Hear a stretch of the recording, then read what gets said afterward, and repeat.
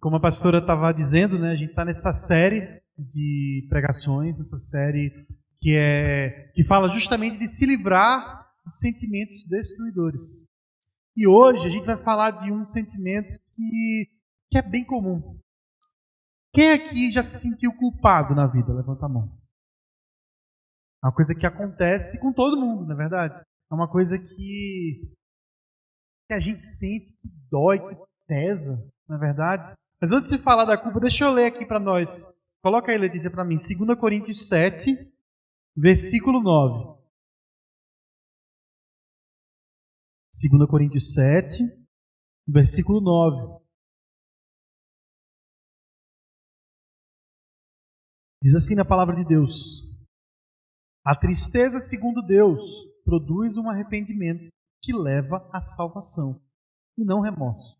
Mas a tristeza, segundo o mundo, produz morte. Vou ler mais uma vez.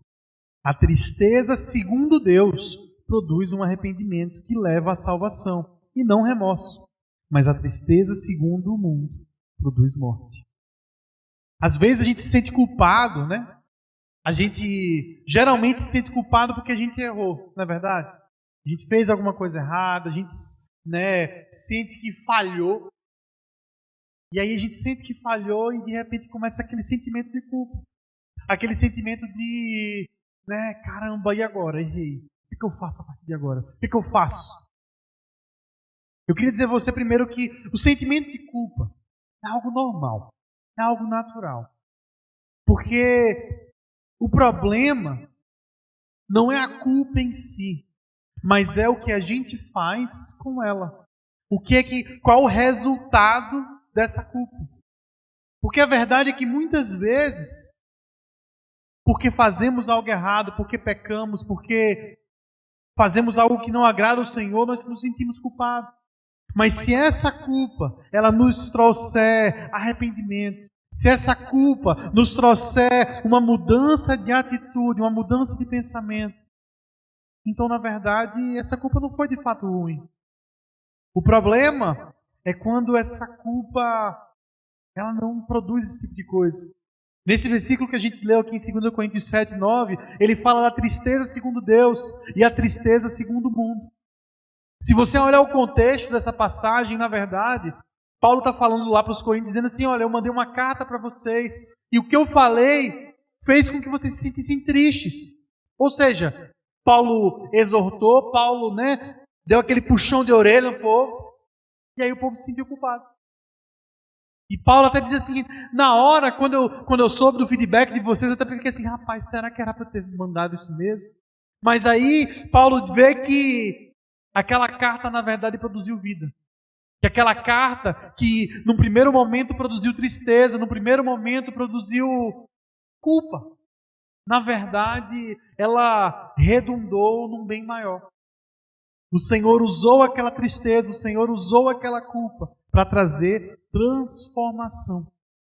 Então, na verdade, se a gente pegar esse versículo, a gente poderia até mudar e dizer assim, a tristeza segundo Deus, poderia dizer até a culpa segundo Deus. A gente poderia dizer isso, porque quando pecamos, quando erramos, e sentimos que precisamos mudar, isso na verdade é bom. A Bíblia ela traz 2 exemplos muito claros, traz vários exemplos, mas tem 2 que aconteceram numa mesma situação, no mesmo momento. E mostra a diferença de alguém que de fato se entristeceu segundo Deus, se sentiu culpado segundo Deus, e outra pessoa que na verdade sentiu remorso. Quando Jesus estava em carne aqui, ele tinha os 12 discípulos. E como a gente sabe muito bem da história, Judas traiu Jesus. Judas vendeu a informação de quem era Jesus por 30 moedas de prata. É muito interessante o que acontece lá em Mateus 27, a partir do versículo 1, que logo depois que Jesus é condenado, a Bíblia diz o seguinte, de manhã cedo, todos os chefes dos sacerdotes e líderes religiosos do povo tomaram a decisão de condenar Jesus à morte. e amarrando, levaram e o entregaram a Pilatos, o governador. Quando Judas, que o havia traído, viu que Jesus fora condenado, tomado de remorso, devolveu aos chefes dos sacerdotes e aos líderes religiosos as 30 moedas de prata e disse: pequei, pois traí sangue inocente. E eles retrucaram: que nos importa? A responsabilidade é sua. Então Judas jogou o dinheiro dentro do templo e, saindo, foi e enforcou-se. Veja o que a culpa pode gerar no coração de uma pessoa. Judas traiu Jesus. Judas viu que Jesus ia ser condenado à morte. E esse sentimento de culpa literalmente levou ele à morte. Literalmente levou ele a se enforcar.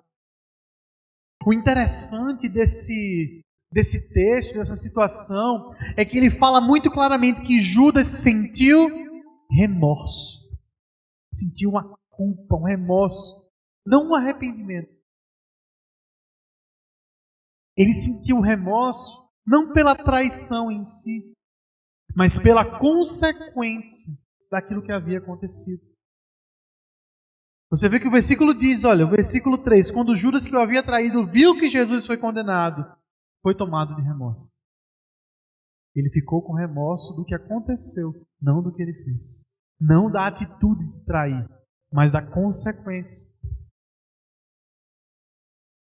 Muitas vezes, quando a gente faz algo errado, quando alguém faz algo errado, muitas vezes, ao invés de sentir um sentimento de arrependimento, ao invés da culpa gerar arrependimento, ela gera remorso. E sabe qual é a diferença? A diferença é que aquele que sente remorso não sente remorso do que fez, mas de ter recebido uma consequência. Por exemplo, pode chegar ali na Funase e perguntar: quem aqui se arrepende do que fez? Acho que todo mundo vai levantar a mão. Mas se ele não tivesse sido pego, a maioria ali nunca teria dito isso. A maioria dizia que nada, é isso mesmo. A maioria não se sente arrependido de fato do que fez, mas sente remorso porque foi pego.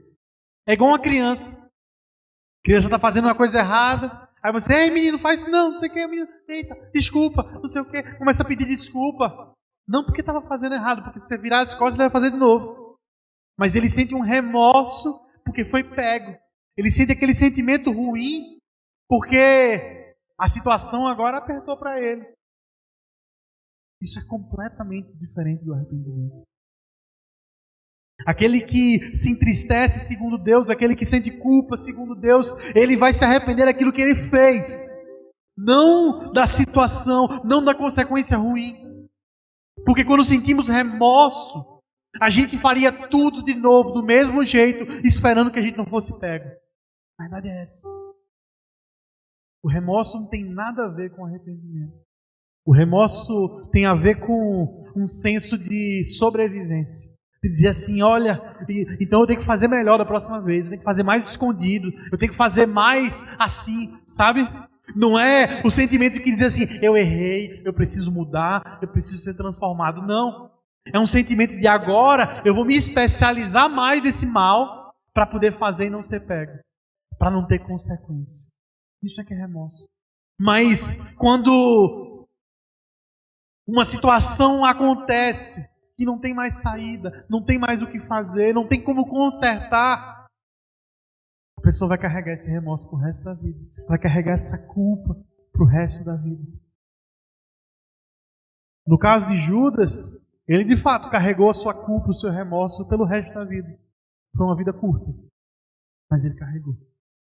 Porque ele não aguentava o peso da culpa, ele não aguentava o peso do remorso, porque agora já não tinha mais o que fazer. Aos olhos de Judas já não tinha mais esperança. Ele traiu o mestre agora ia ser morto. Vai fazer o quê? Não tem o que fazer. Quando não tem mais o que fazer, a culpa bate e é difícil. E para se livrar da culpa, é preciso ter um arrependimento verdadeiro. Não um remorso da situação, mas um arrependimento daquilo que foi feito. O exemplo paralelo a esse de Judas, que aconteceu no mesmo dia, é o de Pedro. Pedro, que era o grande apóstolo, o grande líder. Pedro, que aquele que teve a revelação que Jesus era o Cristo. Pedro, que era o cara que estava sempre na frente, o cara que estava sempre tomando as atitudes. Jesus avisa para ele: Pedro, você vai me negar. E ele fala: eu não. Eu morro com o Senhor, Jesus, mas eu não te nego. E a gente sabe muito bem o que acontece. Pedro nega Jesus, Pedro pragueja contra Jesus. A palavra que é usada lá é praguejou, é como se ele dissesse assim: eu conheço lá esse miserável, eu conheço lá esse cara, eu conheço lá isso aí. E a Bíblia fala que quando ele termina de negar, o galo canta. E Jesus olha nos olhos dele. A Bíblia diz que Pedro chorou amargamente. Pedro chorou amargamente. Naquele momento, ele viu: eu errei. Naquele momento, ele viu: eu fiz besteira. Eu não consegui. Eu falhei. Esse era o sentimento de Pedro. Eu falhei. Eu falhei. E do mesmo jeito que Judas, ele agora pensava: o mestre morreu, e agora? A última coisa que eu deixei para o mestre foi a negação. Já imaginou o sentimento de Pedro? A última coisa que ele fez para aquele que deu a ele um ministério, para aquele que deu a ele uma liderança, para aquele que deu a ele esperança, foi trair, foi negar, foi praguejar contra ele. Deus. Eu não consigo imaginar o coração de Pedro como estava naquele momento. Mas,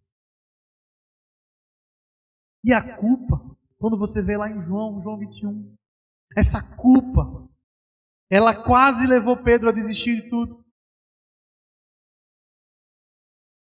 Lá em João 21, Pedro fala assim para os discípulos: eu vou pescar. Eu vou pescar. E para a gente isso pode parecer nada. Mas para Pedro o que ele estava dizendo era assim: pessoal, eu vou fazer o que eu sei fazer. Eu vou voltar para a vida que eu vivia. Porque eu neguei o mestre morreu. E agora não me resta mais nada, só pescar e viver uma vida diária, uma vida ordinária, uma vida comum.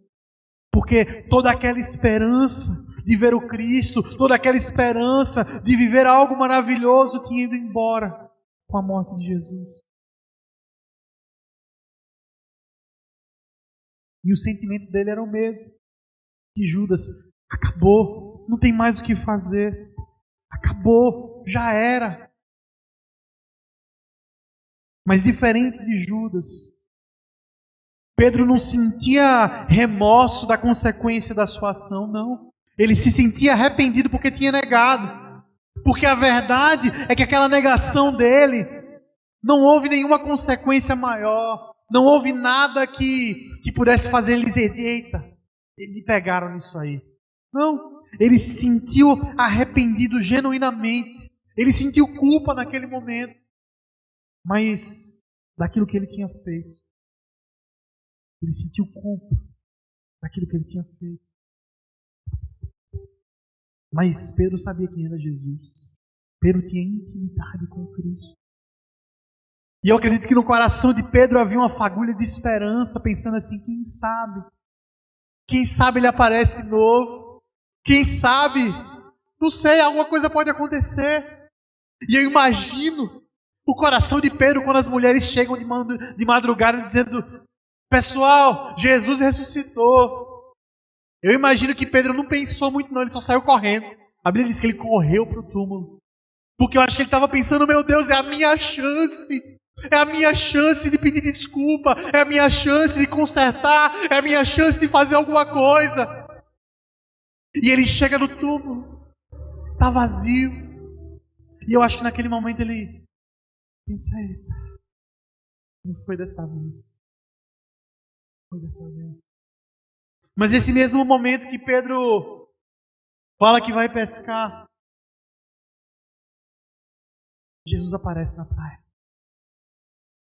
Jesus aparece na praia. E quando João, o discípulo amado, fala para Pedro, Pedro, é Jesus. Parece que passava um filme na cabeça de Pedro. Porque quando Jesus chamou Pedro, ele estava pescando. Quando Jesus chamou Pedro, ele passou a noite pescando e não pegou nada. E dessa vez, ele tinha passado a noite pescando e não tinha pego nada. E aí Jesus fala, joga a rede do outro lado. Quando isso acontece, eu acho que na cabeça de Pedro, eita, de novo, eita, uma oportunidade. E Pedro literalmente se joga pelado no meio do mar e sai nadando para encontrar Jesus. Sai nadando. Eu imagino mais uma vez ele dizendo, é minha chance. Eita, é hoje. É hoje. E é engraçado porque Pedro chega, a Bíblia diz que no próximo versículo eles já estavam puxando os peixes. Então eu imagino que naquele momento Pedro olhou para Jesus, Jesus olhou para Pedro e Pedro fez assim. E não sabia o que dizer. Vai falar o quê? Vai falar o quê pro cara? Vai falar o quê para Jesus que sabia que ele tinha negado, que avisou antes e na hora da negação olhou no olho dele, meu irmão, vai falar o quê? Ele não tinha o que falar. Não sei se eu tinha cara de ir lá, quanto mais falar. Mas Pedro tinha. Pedro era esse cara que não pensava muito não, ele só foi. E depois desse momento, Jesus faz algo tremendo. Jesus chega para Pedro e ele fala assim, Simão, filho de João, tu me amas? Repare que quem deu o apelido de Pedro a Pedro foi Jesus. O nome de Pedro era Simão. Naquele momento, Jesus se direciona a ele como Simão, filho de João. Ele está falando, você sem mim, você cru, nu, desse jeito aí. Você, Simão, lá dentro, você me ama. E eu imagino que Pedro, ele fala assim, Jesus, eu te amo. Sabe, eu te amo. E Jesus fala, apacenta as minhas ovelhas. E por uma segunda vez, Jesus fala, Simão, filho de João, tu me amas mais do que a esses outros. E ele fala, Jesus, o Senhor sabe que eu te amo. E na terceira vez, Jesus fala, Simão, filho de João, tu me amas. E ele fala, Senhor, tu sabes todas as coisas, tu sabes do meu amor por ti. E aí Jesus fala, então vai, apacenta as minhas ovelhas. Sabe o que Jesus estava fazendo nesse momento? Pedro negou Jesus 3 vezes. E aí Jesus, com esse amor maravilhoso que ele tem, sabendo exatamente aonde tocar, sabendo exatamente o que precisa ser feito, por 3 vezes, dá a Pedro a oportunidade de declarar o amor dele. Como quem diz assim, você me negou 3, agora me diz que ama 3 e está tudo certo, vamos seguir. Está tudo certo. E foi o que aconteceu. Aquela oportunidade que Pedro estava procurando tanto, Jesus deu. E aquela culpa que Pedro sentia, na verdade foi transformada em arrependimento, foi transformada em aceitação, foi transformada em amor. A culpa gerou vida, porque houve um arrependimento genuíno. Essa foi a diferença de Judas para Pedro. Pedro se arrepende, Pedro busca com todas as forças, todas as oportunidades, simplesmente se entregar ao Senhor e dizer, Senhor, o Senhor sabe que eu sou falho, mas é o que eu tenho. É o que eu tenho. E Jesus falou, é isso que eu quero, Pedro. Eu não quero um super-homem, não. Eu não quero um cara perfeito, não, eu quero você. É isso que ele disse. Simão, filho de João, você aí, do jeito que você é, eu quero você, eu amo você, apacenta as minhas ovelhas. Muitas vezes, meu irmão, A culpa vem porque a gente erra. E meu irmão, deixa eu te falar uma coisa. Você vai errar de novo. E de novo. E mais uma vez. A gente não é perfeito. Mas Jesus morreu na cruz sabendo que você não era perfeito. Jesus morreu na cruz sabendo de cada pecado que você já ia cometer. E mesmo assim Ele disse, eu te amo. Mesmo assim Ele disse, eu quero você. Eu quero você. Do seu jeito, com as suas falhas. É lógico que eu não quero te deixar do jeito que você está. Mas eu quero você como você é. E a partir daí, te fazer alguém muito maior. Jesus pegou Pedro, essa pedra bruta, e transformou no diamante. Transformou na liderança da igreja. Porque Pedro tinha um coração ensinado. Um coração que se arrependia. Um coração que de fato buscava ao Senhor. Somente alguém que é arrependido busca o perdão. Judas não buscou perdão porque ele não teve arrependimento, ele teve remorso. Aquela culpa gerou remorso e não arrependimento. Mas quando nos sentimos culpados e buscamos o perdão, esse é o primeiro sinal de um arrependimento. Esse é o primeiro sinal de que de fato algo está mudando no nosso coração. Quando pecamos, meu irmão, muitas vezes a nossa tendência é fugir, é se esconder, é fingir que nada aconteceu e dizer assim, não, mas o tempo vai resolver. Meu irmão, o tempo não resolve nada. Se o tempo faz alguma coisa, ele faz apodrecer aquele negócio que está morto lá dentro e precisa ser limpo. É isso que o tempo faz. O que precisa ser feito é confrontar o erro, confrontar o pecado e trazer transformação. É isso que precisa ser feito. Tentar colocar para trás, tentar esconder, tentar fingir que não aconteceu, não resolve. Pelo contrário. Pelo contrário. Só vai trazer morte. Só vai trazer morte. Eu imagino que Judas não teria nem a coragem de olhar na cara de Jesus. Não teve, né? Tanto que se matou. Entendeu? É porque era tanto, né? Que de uma vez só já foi. Sabe? Não adianta fugir. Não adianta fugir. Uma hora você vai ser confrontado com o seu erro. Uma hora você vai ser confrontado. Uma hora esse negócio que está fermentando aí dentro estoura. Quando estourar, quebra tudo. Quebra tudo. Não adianta querer esconder a culpa. Não adianta querer esconder o erro. Salmo 32, versículo 3 e 4, Davi está falando de como ele se sentia quando ele pecou e escondeu. Versículo 3 fala assim: enquanto eu escondi os meus pecados, o meu corpo definhava de tanto gemer, pois de dia e de noite a tua mão pesava sobre mim. A minha força foi se esgotando, como em tempo de seca. Davi está falando, velho, eu não conseguia.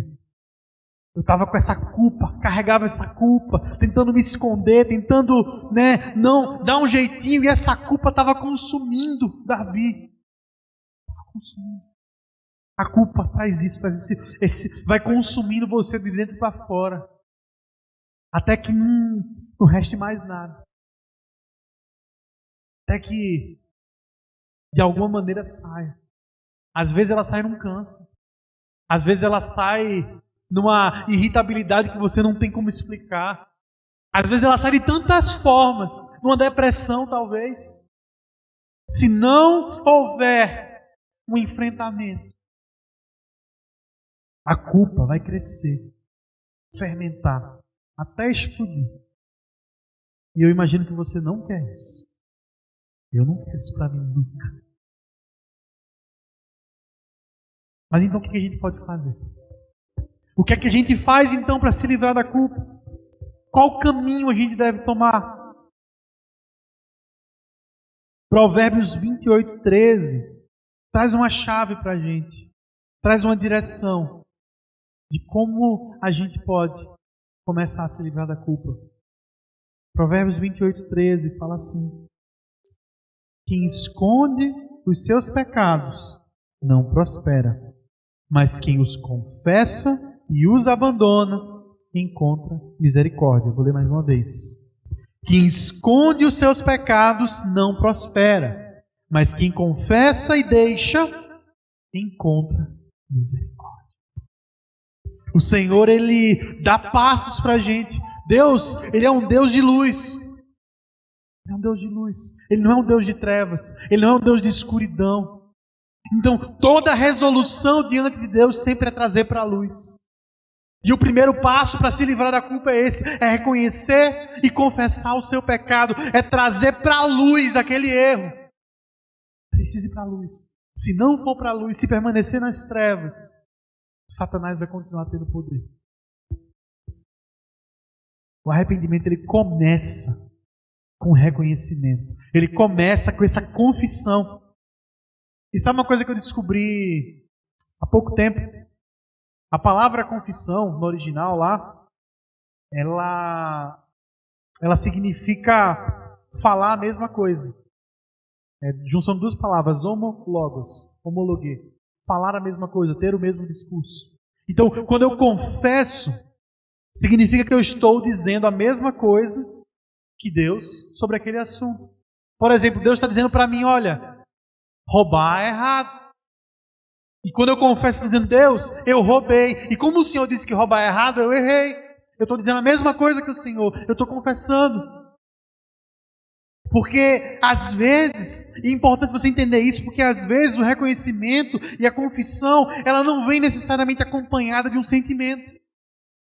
Porque a gente, meu irmão, a gente hoje em dia é tão guiado pelos sentimentos que às vezes parece que se a gente não sentir, a gente não faz. Isso é uma mentira. Isso é uma armadilha de Satanás para o nosso coração. Porque tem muitas coisas que a gente não vai sentir, mas a gente precisa fazer. Tem muitas coisas que o nosso coração vai dizer: eu não quero. Mas a gente precisa fazer. Quer que eu lhe dê um exemplo agora? Quem aqui gosta de passar fome? Levanta a mão. Vai baixar a mão. Ninguém gosta de passar fome, gente. Mas tem que jejuar, não tem? Jesus manda a gente jejuar. Quer poder? Jejua. Quer intimidade? Jejua. Quem aqui já sentiu vontade de jejuar? Levanta a mão. Não, vontade. Você tem vontade da consequência. Necessidade. Sente a necessidade porque tem a consequência lá na frente. Mas do jejum, do processo, eu nunca vi um. Ninguém quer passar o processo. A gente sabe que precisa e por isso faz. E aí quando a gente colhe o fruto bom, a gente fala: oxe, eu vou fazer de novo. E aí começa a quase dar uma vontade. Né? Sofre. Mas o fruto é bom. Você não sente vontade de passar fome, meu irmão. Você não sente vontade de sair andando descalço por aí. Você não sente vontade de sei lá, raspar a cabeça. Não sente, velho. Ninguém sente. Mas a gente precisa fazer algumas coisas sem sentir. Quando Deus direciona a gente, quando Deus coloca no coração, quando Deus Ele dá uma direção, meu irmão precisa fazer, sentindo ou não. A confissão é a mesma coisa. O reconhecimento é a mesma coisa. Se você for esperar para sentir e reconhecer, meu irmão, sua carne nunca vai deixar. E se a gente pode ir para um exemplo mais extremo, por exemplo, um pedófilo nunca vai sentir que é errado abusar de uma criança. Se ele for esperar sentir para deixar de fazer, meu amigo, passa a vida inteira fazendo. Ou se a gente for para uma coisa mais simples, muitas vezes a gente não sente necessidade de confessar o pecado da fofoca. Ah, mas foi só uma conversa. Não, mas foi só um negocinho ali. Não foi fofoca não. Meu irmão, se for esperar sentir, não vai. Precisa fazer, independente dos sentimentos. É preciso confessar. É preciso reconhecer diante de Deus. É preciso falar a mesma coisa que Deus fala. Dizer: Deus, isso aqui é errado. Deus, eu errei nisso aqui mesmo. E eu estou me sentindo culpado porque eu errei. Porque eu falhei. Porque eu pequei. Isso aqui que eu estou sentindo, Deus, é consequência da minha ação, é consequência do meu erro. Isso é reconhecer, isso é trazer para a luz e dizer, Deus, eu preciso do Senhor, porque eu sou falho. E a gente não gosta de admitir que é falho. A gente não gosta, porque a gente se sente fraco, a gente se sente humilhado, a gente se sente menos. Mas, meu irmão, deixa eu te falar uma coisa. Diante de Deus, a gente é fraco, a gente é humilhado, a gente é muito menos. Então é muito melhor reconhecer o nosso lugar, confessar. Mas a Bíblia diz que não é só confessar. Aquele que confessa aí, deixa. Aquele que confessa e deixa. A confissão é o primeiro passo. Mas o arrependimento precisa vir junto. E arrependimento, meu irmão, arrependimento é mudança de dentro para fora. Porque eu vou dizer uma coisa para você. Alguém pode te forçar a fazer uma coisa, mas você não pode, não está sentindo, não está arrependido, não está de fato querendo aquilo. Arrependimento começa aqui dentro. Arrependimento começa dentro da gente e se reflete nas ações. Se a gente muda de fora para dentro, essa mudança acaba. Se a gente muda de fora para dentro, uma hora a gente cansa, porque cansa mesmo. Porque vira religiosidade, porque vira legalismo. Vira algo que eu preciso fazer porque eu preciso fazer e pronto. Não é porque eu sei, eu reconheço e eu entendo e eu quero fazer. Não. Mas para poder, de fato, viver uma vida livre de culpa, a gente precisa começar de dentro para fora. E aí talvez a gente, de fato, reconheça o erro e queira mudar e diga, não, eu errei mesmo, é isso mesmo, e o arrependimento começa.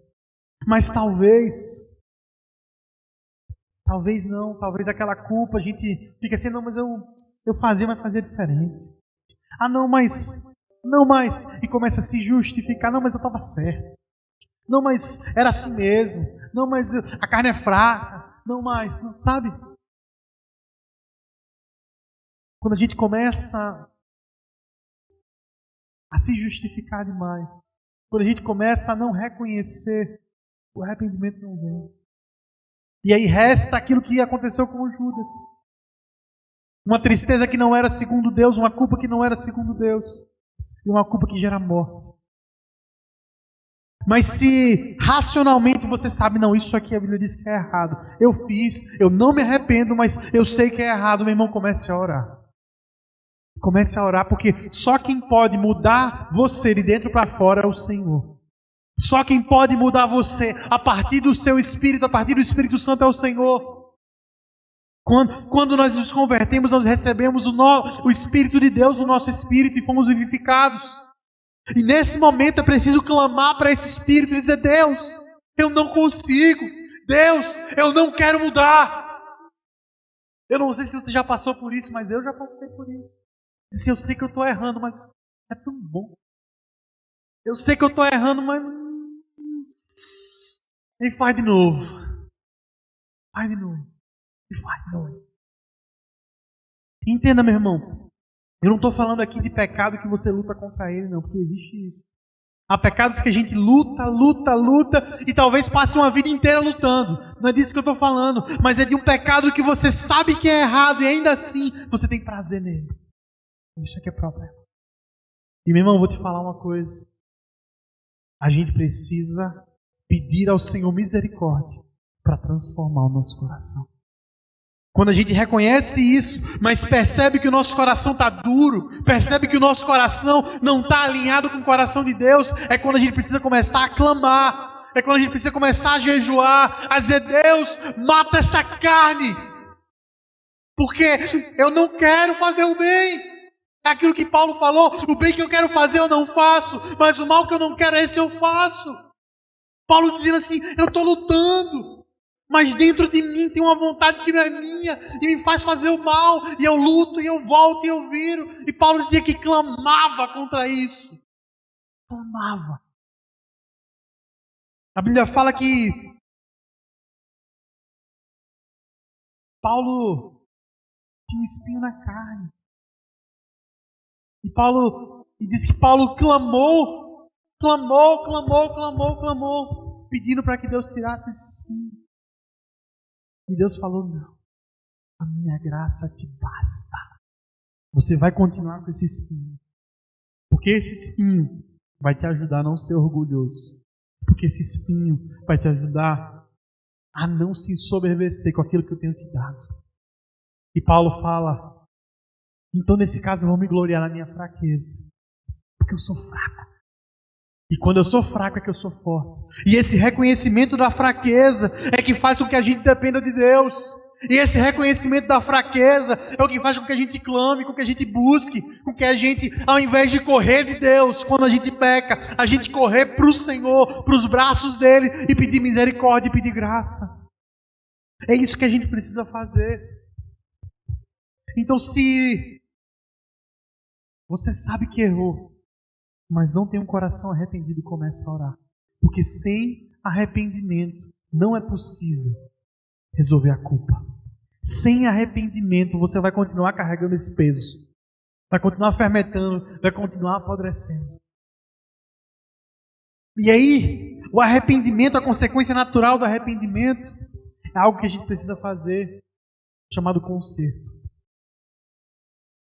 A gente reconhece e confessa, a gente se arrepende. Então a gente vai consertar aquilo que a gente errou. Porque sempre que a gente falha com alguém, a gente precisa consertar de alguma maneira aquela falha. Todo pecado é contra Deus. Mas graças a Deus, Jesus já pagou o preço. A gente não precisa mais fazer conserto pelos pecados contra Deus. A gente só precisa confessar e pedir perdão. Mas contra o próximo, a gente precisa. Então, se de repente você roubou alguém, devolve aquilo que roubou. Você pegou emprestado e nunca devolveu, devolve. Você machucou alguém, vai pedir perdão. Você prejudicou alguém, vai agora dar um jeito de trazer essa pessoa para cima de novo. É preciso fazer conserto. Porque muitas vezes a gente se sente arrependido do que fez, a gente confessa a Deus o que fez, mas às vezes parece que a culpa não foi embora mesmo assim, porque ainda falta algo a fazer. Porque quando pecamos contra o irmão, precisamos também consertar com ele, pedir perdão para ele e resolver aquilo que precisa ser resolvido. Do contrário, a gente vai continuar carregando essa carga, essa culpa.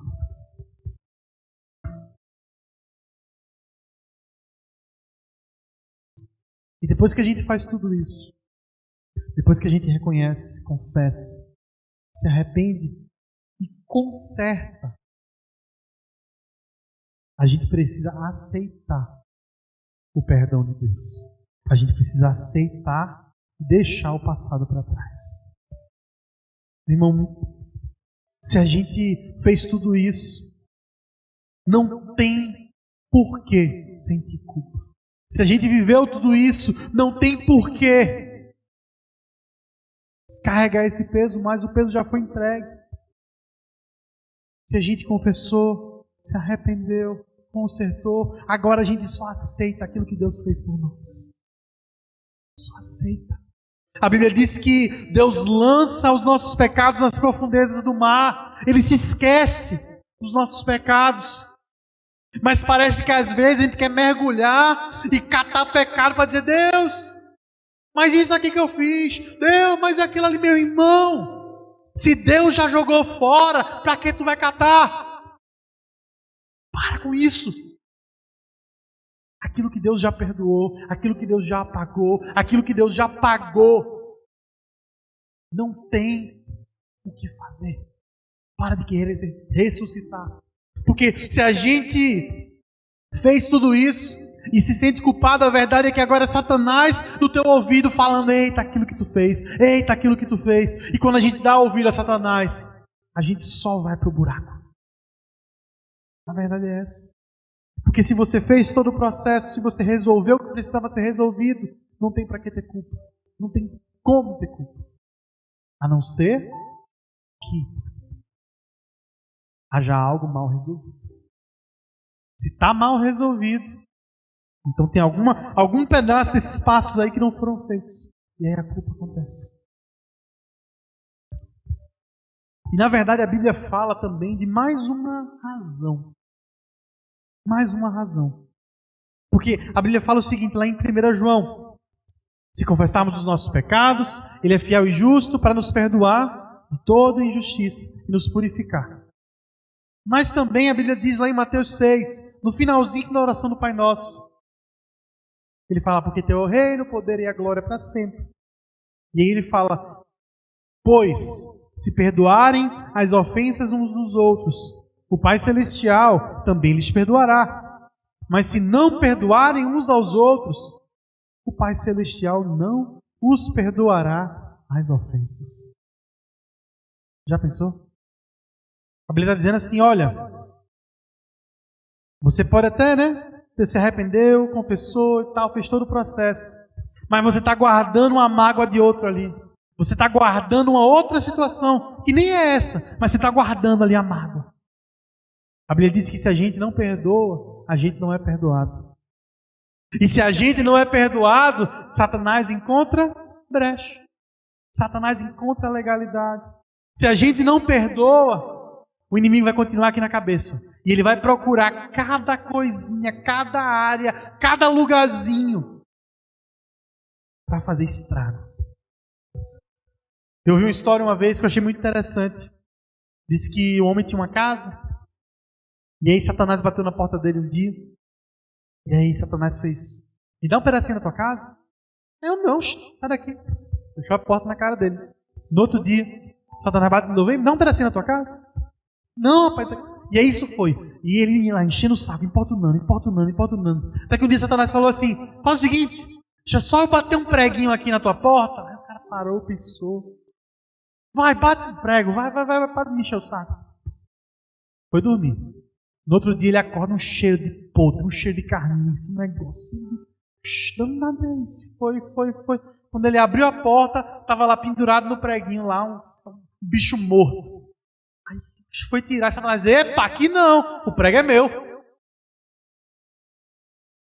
O prego é meu. Um preguinho que o homem deu a Satanás. Infestou de fedor a casa inteira. Um negocinho, uma areazinha da nossa vida, na mão do inimigo, infesta a nossa vida inteira. E a falta de perdão, ela não dá o preguinho, não, ela escancara a porta e diz, entra. E ele bagunça. Então assim, meu irmão, eu não vou aprofundar nessa questão do perdão, porque dá uma pregação inteira, uma semana inteira, só nisso aí. Mas, para que a gente se livre da culpa, a gente precisa perdoar também. A gente precisa perdoar. A gente se sente culpado pelo que a gente fez de errado. E a gente pede perdão e espera que o outro perdoe. Mas como esperar que o outro perdoe se a gente não perdoa? Jesus perdoou a gente. Quantos pecados você já cometeu na vida? Já contou? Não? Se for um por dia, multiplica aí 365 pela sua idade. Dá muito, não dá não? E nunca é só um por dia. Aí Jesus diz assim, eu perdoei todos eles. Aí a pessoa pisa no teu calo e você fala, miserável, eu não perdoo isso aqui não. Oxente, mas como? Jesus não te perdoou milhões de pecados que tu já fez, tu não perdoa um do outro.